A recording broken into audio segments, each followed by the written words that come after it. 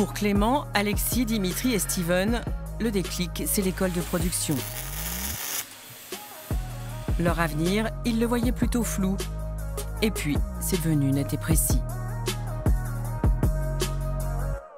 C'est la serrure qui vient s'encastrer, c'est pas la tôle qui vient dans la serrure. Hein? Merci. Ok. Monter une serrure, Steven Koller l'apprend directement à l'atelier de l'école de production de Dole. Avec juste son certificat de fin d'études générales en poche, difficile pour lui de trouver un maître d'apprentissage. Je voulais toujours travailler de la métallerie et je ne trouvais pas de stage. Et du coup, je suis venu ici. Ici, c'est une école où l'on apprend en faisant pour de vrais clients. Un principe mis au point vers 1880 par un ingénieur devenu prêtre, le père Louis Boisard. Jusque dans les années 90, les écoles ne se développent qu'en Rhône-Alpes. Et puis, il y a 7-8 ans, Jean-Yves Millot découvre cette pédagogie alors qu'il cherche justement une solution pour des jeunes sortis du système scolaire sans diplôme. Enseignant et militant à ATD Carmonde, Jean-Yves Millot se lance dans l'aventure. Je pense que c'est un petit peu paradoxal au sein des écoles de production, la manière dont s'est créé Ecofort.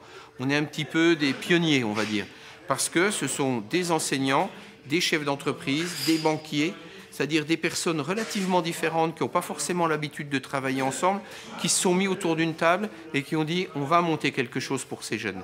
Et ça, c'était très intéressant parce que cette synergie de force, de compétences a permis de monter l'outil que vous voyez. Ecofort, c'est le nom de cette école, forme au métier du pneu et de la métallerie, deux secteurs qui recherchent du personnel. À l'école de Dole, ce sont des bénévoles qui assurent l'enseignement hors atelier. T'es parti de là, puis là? Oui. Ouais, bah tu traces là. Ça fait 45, puis après tu divises cette partie-là en deux, et ça te fait 22,5. Comment? Ces calculs, c'est ce qui sera demandé à l'examen du CAP. Nicolas Jacotot est chaudronnier. Il vient tous les vendredis après-midi transmettre ses connaissances techniques par conviction.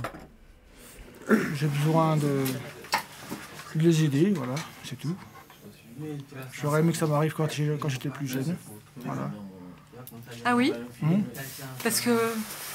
Bah, je me sentais un peu seul à l'école. Donc, l'école de production, ça n'existait pas.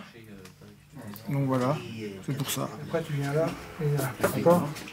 Le professionnel transmet son savoir comme il aurait aimé qu'on lui apprenne, et c'est ce qui convient à Steven. Au collège, tu écris tes cours, il faut que tu te dépêches sinon tu n'as pas tout le temps de marquer. Puis ici, tu as le temps de tout noter correctement. Plus le temps de comprendre. Que vous a dit le chef d'entreprise, là où vous avez fait votre stage, en fait? Ah, qu'il voudrait bien avoir que des jeunes comme moi. Des jeunes comme Steven, Ecofort en a déjà formé 18 depuis sa création. 13 ont eu leur CAP. Bonjour.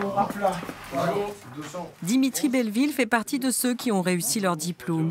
Il revient régulièrement à Dole. Ça va toi? Ça fait 3 ans. 3 ans que je suis parti. Et aujourd'hui, qu'est-ce que vous faites? Et aujourd'hui, je suis chez les Compagnons du Devoir à Dijon. Parce que cette année, je fais un CQPM, donc c'est un certificat de qualification. Et après, je partirai sur un BTS. Un parcours exemplaire, son histoire a même été reprise dans les journaux. Et on vous la raconte demain.